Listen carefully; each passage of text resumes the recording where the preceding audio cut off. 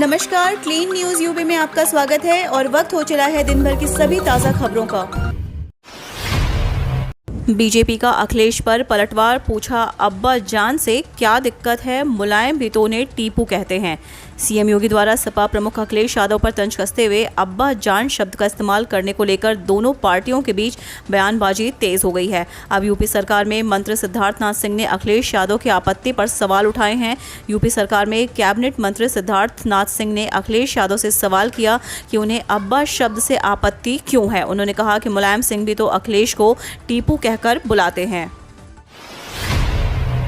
BJP ने गठबंधन नहीं किया तो अकेले लड़ेंगे यूपी चुनाव, जेडीयू अध्यक्ष लल्लन सिंह। जनता दल यूनाइटेड के राष्ट्रीय अध्यक्ष राजीव रंजन उर्फ लल्लन सिंह ने बिहार से बाहर पार्टी के विस्तार को लेकर काम करना शुरू कर दिया है।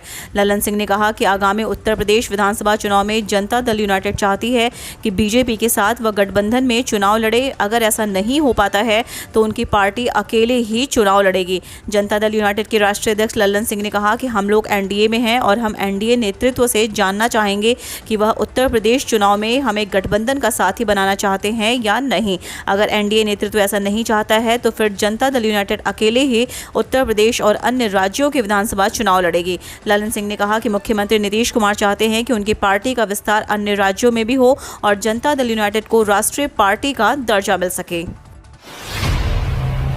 माफियों के साम्राज्य पर चले योगी के बुलडोजर को भुनाएगी भाजपा।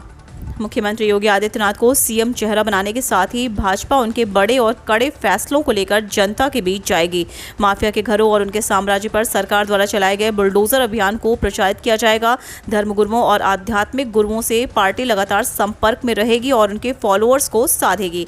बेहतर परिणाम के लिए विधानसभा प्रभारियों के क्षेत्र बदले जाएंगे। ये बातें इंदिरा गांधी प्रतिष्ठान में भाजपा राष्ट्रीय अध्यक्ष जेपी नड्डा द्वारा पार्टी के विधानसभा प्रभारियों के साथ संवाद कार्यक्रम से निकली है। नड्डा ने विधानसभा प्रभारियों को विधानसभा क्षेत्र में चुनाव की तैयारियों से संबंधित कई निर्देश दिए।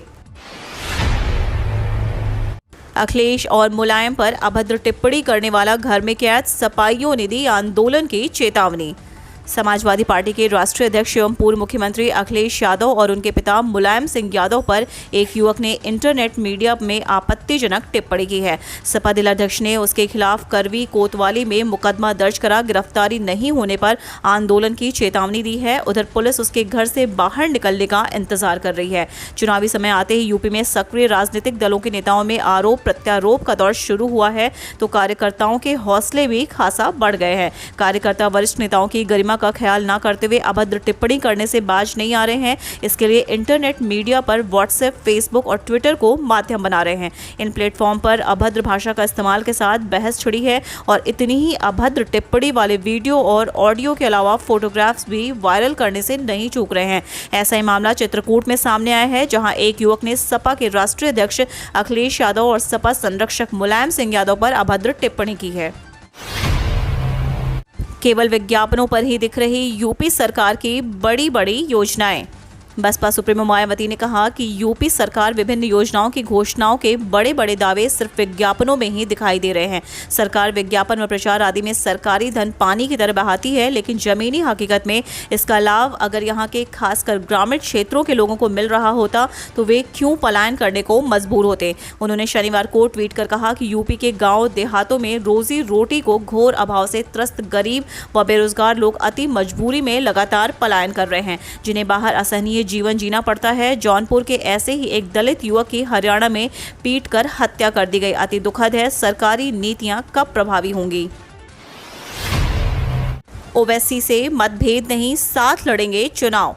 सुभाषपा अध्यक्ष और पूर्व कैबिनेट मंत्री ओम प्रकाश राजभर ने शनिवार को सर्किट हाउस में पत्रकारों से बातचीत में कहा कि भागीदारी संकल्प मोर्चा भाजपा को सत्ता से बेदखल करने के लिए आगामी विधानसभा चुनाव लड़ेगी।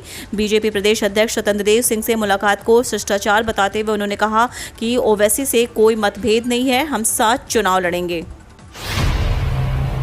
बड़े काम की है मोदी सरकार की ये पेंशन स्कीम, हर महीने मिल सकता है 1.25 लाख रुपए।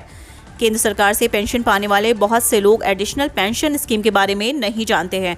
केंद्र सरकार द्वारा अपने कर्मचारियों के बुढ़ापे की बेहतरी के लिए अतिरिक्त पेंशन देती है। पेंशन पा रहे कर्मचारी की उम्र 80 वर्ष होने पर एडिशनल पेंशन स्कीम का फायदा उठाया जा सकता है। यह योजना लगभग 3 साल पहले department of pension and pensioners welfare द्वारा शुरू की गई थी। DOPPW ने ट्विटर पर एक ट्वीट के जरिए इस सर्विस का लाभ उठाने के कुछ दिशा निर्देश दिए हैं।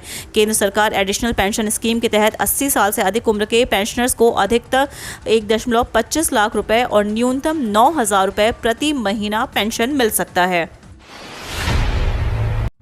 इस दिन किसानों के खाते में भेजे जाएंगे 9वीं किस्त के पैसे। जानिए तारीख और डिटेल्स।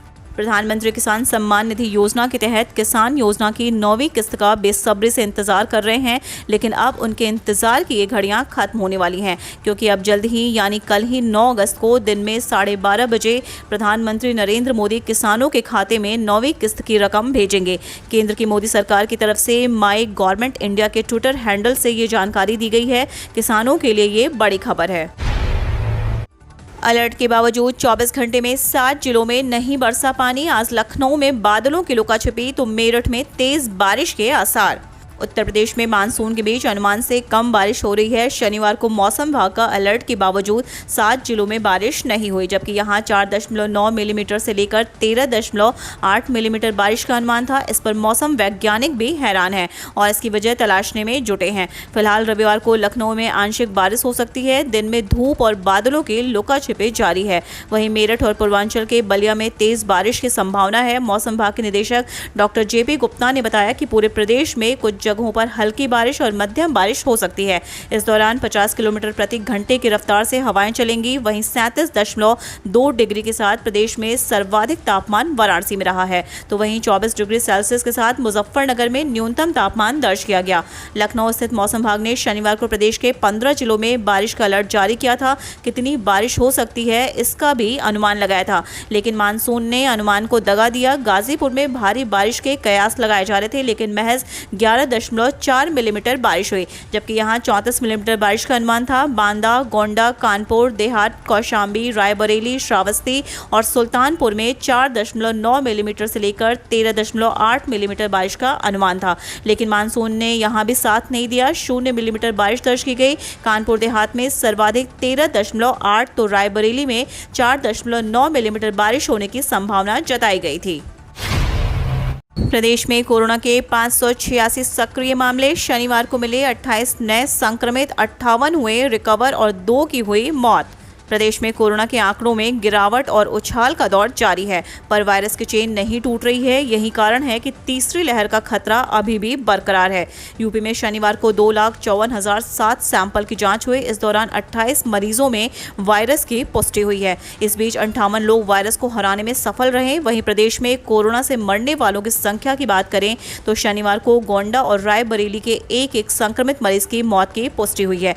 यूपी में अब तक 6,72,21,784 टेस्ट किए गए। जिन राज्यों में साप्ताहिक संक्रमण दर 3% तक है, वहां से आने वाले लोगों की RT-PCR रिपोर्ट अनिवार्य है। इसके अलावा यदि वैक्सीन की दोनों डोज का प्रमाण पत्र है तो जांच की जरूरत नहीं है, मगर बाहर से आने पर 7 दिन क्वारंटीन रहने की सलाह दी गई है। इन राज्यों में मेघालय, नागालैंड, अरुणाचल प्रदेश, त्रिपुरा, महाराष्ट्र, गोवा, उड़ीसा, आंध्र प्रदेश, मिजोरम, केरल आदि हैं। हम रोज ऐसी ही न्यूज़ लाते रहेंगे। यदि आपने अभी तक क्लीन न्यूज़ यूपी को सब्सक्राइब नहीं किया है तो फटाफट सब्सक्राइब कर ले। साथ ही बेल आइकन को दबा दें ताकि कोई भी अपडेट मिस ना हो।